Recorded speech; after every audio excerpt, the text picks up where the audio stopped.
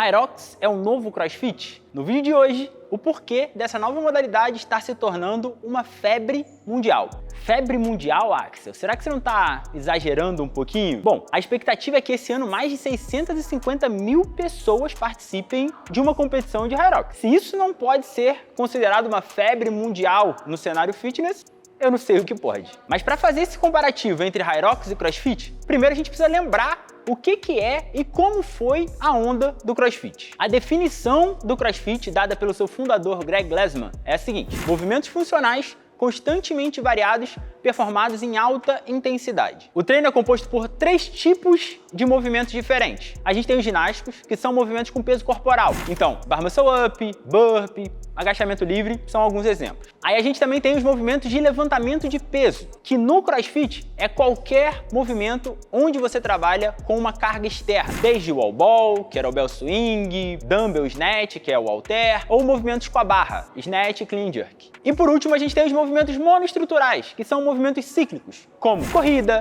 remo, corda, ski erg, bike, entre outros. O boom da modalidade foi ali entre 2015 e 2016, com um pico sendo atingido em 2018 com mais de 400 mil pessoas participando do Open, que é um campeonato online promovido pela empresa. O CrossFit atraiu muitos praticantes por alguns motivos particulares da modalidade. Dentre eles, a gente tem, por exemplo, a sua dinamicidade, movimentos novos e treinos que nunca se repetem. Um outro fator muito relevante foi a sua comunidade. Como são aulas em grupo, orientadas por um profissional capacitado, acabou que se criou muitas relações de amizade e às vezes até mais do que amizade dentro de um box de CrossFit. E por último, mas não menos importante, pelos resultados que a modalidade gera. Muitas pessoas não conseguiam ter resultado fazendo musculação ou simplesmente fazendo alguma outra atividade tradicional, como corrida. Às vezes por faltar motivação. No CrossFit, através dessa orientação, desse treinamento em grupo e alguns fatores particulares da modalidade, essas pessoas acabaram se encontrando, conseguiram treinar mais forte, treinar melhor e atingir aqueles resultados que elas sempre sonharam. Então, o que aconteceu para o CrossFit começar a perder espaço e parar de crescer? Primeiro, a empresa começou a tomar várias decisões erradas desde 2018, o que acabou atrapalhando e prejudicando o esporte e a modalidade como um todo. Mas nesse vídeo eu não quero falar muito sobre isso. Que o CrossFit como metodologia, como modalidade, é muito bom. Na minha opinião, se a gente pegar isoladamente, é inclusive a mais completa, que vai entregar mais saúde, qualidade de vida e longevidade de uma maneira isolada, como eu falei, treinando 5 vezes por semana, 1 hora por dia. Agora, tem alguns buracos, tem algumas falhas que, no meu ver, vêm prejudicando, somado com aquela questão que eu falei sobre algumas decisões, na minha opinião, erradas da empresa. Vamos lá, 3 pontos que, na minha opinião, atrapalham bastante a popularização do CrossFit. Primeiro e mais relevante, na minha opinião, no CrossFit, a gente tem muitos movimentos muito difíceis, muito complexos. Quando a pessoa pensa numa prática esportiva pro dia a dia, não tô falando de atleta, a maioria delas só quer suar, queimar caloria, sentir que treinou. Na hora que a gente vê uma aula de CrossFit que tem uma técnica complexa como o ring muscle up ou handstand walk, às vezes isso não acontece, porque são pequenos passos para que aquela técnica seja construída. E aí, isso acaba afastando algumas pessoas. Segundo, ainda pela complexidade dos movimentos e por sempre estar trabalhando em alta intensidade. Atenção aqui, tá? Não tira de contexto. Eu não tô falando que o CrossFit machuca. Eu tô falando que o CrossFit mal orientado, assim como qualquer outra modalidade, pode acabar aumentando os riscos de dores e lesão. Então, na hora que a gente pega um esporte que tem uma complexidade alta, que tem alta intensidade, sem orientação, a coisa fica complicada. E quando uma pessoa se machuca no CrossFit, ela não fala que se machucou por falta de orientação de fulano ou cicrano. Ela fala que se machucou no CrossFit, o que acaba não só impactando ela, como todos ao seu redor. E aí acaba surgindo essa ideia errada, mais uma vez errada, de que o CrossFit machuca, que infelizmente acaba acontecendo por profissionais ruins. Terceiro, lembra lá na definição de CrossFit que eu falei constantemente variado? Os treinos nunca mudam. E isso, a princípio, é legal, porque tudo na nossa rotina já é parado, sempre a mesma coisa. Se no treino a gente tem algo sempre diferente, a gente sempre tá motivado, né? Não tem aquela monotonia, não tem aquele, nossa, isso de novo. Só que, quando constantemente variado acaba virando aleatório, as pessoas acabam não conseguindo enxergar algo que elas querem, que são os resultados. Quando vira aleatório, ela não sabe se ela está melhorando ou não. Ela não tem aqueles resultados claros ali na frente dela, o que muitas vezes acaba desmotivando, gerando frustração e fazendo com que algumas pessoas abandonem a prática. E é justamente aqui que entra a HYROX e a sua ascensão.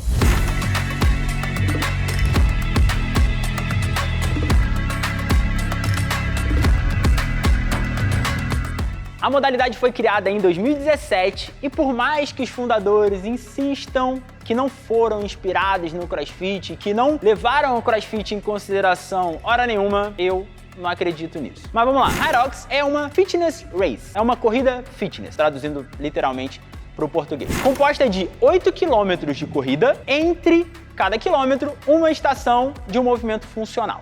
Você começa correndo 1 km, depois você faz 1000 metros de ski erg, corre mais 1 km e aí faz 50 metros de sled push, corre 1 km, 50 metros de sled pull, corre 1 km, 80 metros de burpee broad jump, corre 1 km, 1000 metros de remo, corre 1 km, 200 metros de farmer carry, corre 1 km, 100 metros de sandbag lunge e corre 1 km fechando com 100 wall balls. E por que eu digo que sim, foi meio que inspirada no CrossFit?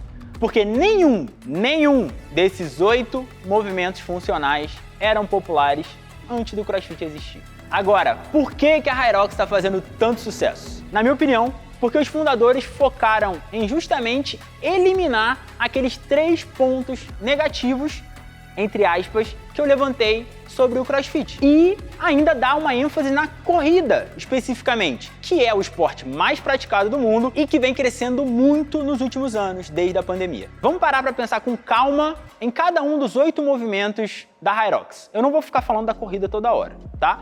Ski erg é uma máquina que você precisa puxar de cima para baixo. Tem técnica? Tem. Agora, se você nunca fez a parada, você consegue fazer. Segundo movimento, sled push. Pô, é empurrar um trenó. Todo mundo sabe empurrar alguma coisa. Sled pull é puxar. Todo mundo sabe puxar alguma coisa. Burpee broad jump. Todo mundo sabe deitar, levantar e pular para frente. Mais um movimento, remo. Máquina. Tem técnica? Tem. Não tô falando que não tem técnica, tá? Não interpretem errado. Mas é simples. Muito mais simples do que um snatch, um muscle up, um clean jerk. Beleza? Próximo movimento. A gente tem farmer carry, fácil de carregar. Pô, todo mundo carrega sacola todo dia, cara. Mesma coisa, só com um peso um pouquinho maior. Sandbag lunge. Passada. Ah, você precisa se acostumar um pouquinho, mas é fácil. Por último, wall ball.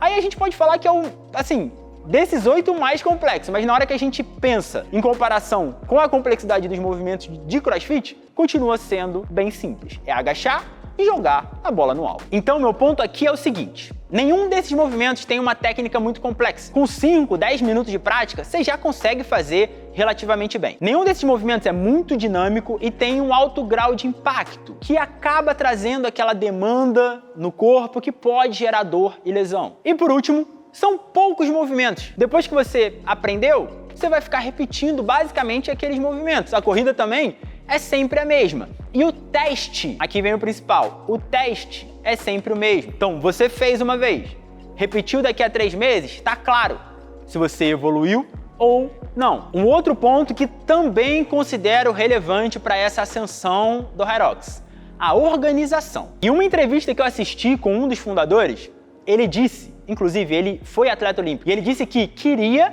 que todos que participassem se sentissem meio que como atletas olímpicos. Ao chegar na arena, ser algo grande, muito bem estruturado, né? Trazer aquela recepção diferenciada, vamos colocar dessa maneira. E na hora que a gente para analisar como funciona o negócio, eu nunca fui, mas já assisti várias pessoas indo. Realmente é uma vibe diferenciada.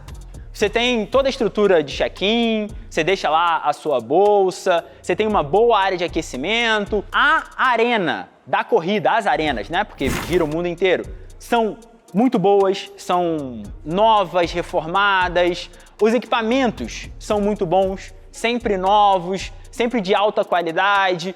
Então você meio que, se sente bem.